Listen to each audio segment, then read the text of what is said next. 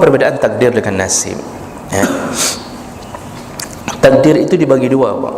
Dalam pelajaran tauhid, takdir itu dibagi dua. Ada yang disebut takdir mubram.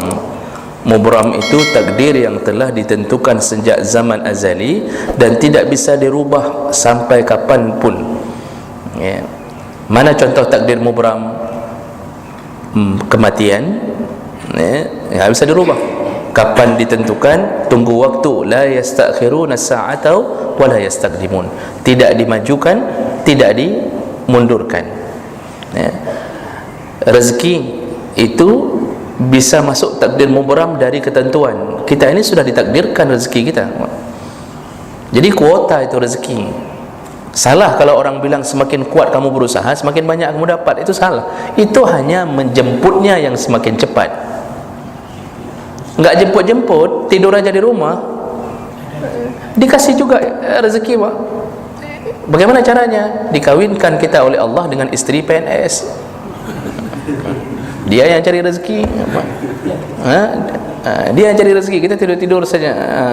Jadi oleh karena itu, takdir itu yang mubram itu enggak bisa dirubah.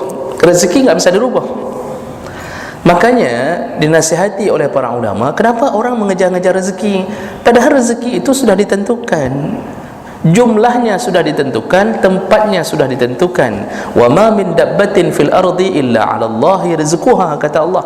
Semua makhluk melata di atas bumi itu semua telah ditentukan rezekinya. Wa ya'lamu mustaqarraha wa mustaudaha kullum fi kitabim mubin. Allah tahu kapan diturunkan, gudang mana Allah simpan, semua telah tercatat, kata Allah.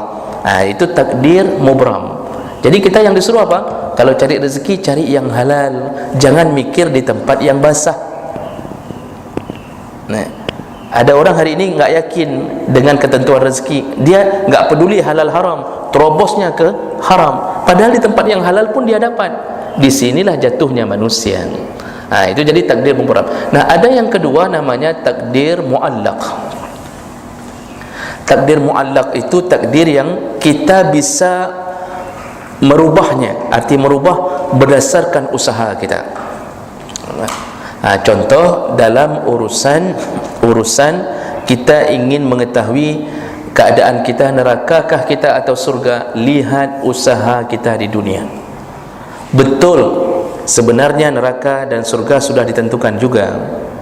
Sebenarnya sudah ditentukan, Pak. Itu hadis Nabi riwayat Bukhari dan Muslim, termasuk dalam hadis Arba'in itu disebutkan apa? Surga dan neraka itu telah ditentukan oleh Allah. Para sahabat bertanya, kalau sudah ditentukan surga dan neraka, untuk apa lagi kita beramal? Untuk apa kita ni jalan ke tempat subuh untuk mencari surga? Sudah ujung-ujungnya kalau nama kita neraka, neraka juga. Itu sudah ditanya oleh sahabat. Dan Rasulullah menjawab begitu singkat. Apa kata Rasulullah? Beramallah, teruslah beramal. Dengan amal itulah engkau tahu takdirmu ke neraka atau surga. Sekarang kita lihat, Pak. Kita ini berjalan subuh, wudu, jalan kaki ke masjid. Sebenarnya kita mau ke mana nih? Kita mau ke masjid. Untuk apa kita ke masjid? Salat. Untuk apa salat? Taat kepada Allah. Untuk apa taat? Mendapatkan ridha. Untuk apa ridha? Agar Allah masukkan kita ke surga. Jadi langkah kita sedang menentukan nasib sendiri. Tapi apa hubungannya yang tadi ditentukan surga dan neraka? Betul itu sudah ditentukan, tapi tidak seorang pun dari kita tahu kita neraka atau surga. Masalahnya kita nggak tahu nih kita dapat surga atau neraka. Maka cara tahunya, lihat keadaan kita di dunia. Jadi ini takdir dibagi dua. Sedangkan nasib itu bahagian daripada takdir muallaq, bahagian daripada takdir. Jadi kita hari ini miskin, itu nasib. Misal kata kita nasib, memang nasib saya begini. Itu bahagian daripada takdir. Jadi apa istilahnya, waktu Allah memvonis melakukan tindakan di atas takdir, itu disebut nasib. Takdirnya kita memang rezeki kita sedikit, vonisnya jatuh bahwa kita di dunia miskin. Vonis itu disebut nasib. Kita mau nikah dengan orang yang cantik, salehah, kemudian bisa pelihara anak, lembut, baik, lengkap angan-angan kita. Waktu dapat istri seperti jauh panggang dari api.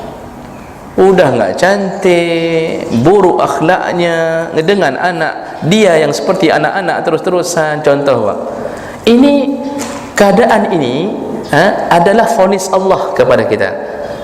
Takdir kita mendapatkan ini, jangan disesali, cukup berfikir positif.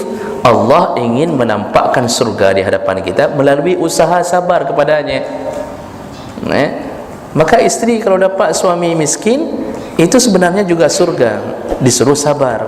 Dapat suami kaya, maka suaminya yang harus sabar. Dapat istri kere begini, jadi sama-sama disuruh sabar, Pak. Jadi itu, nasib itu adalah vonis Allah waktu menjalankan takdir kepada kita. Kalau kita bahasanya, nasib bahagian daripada takdir. Baik.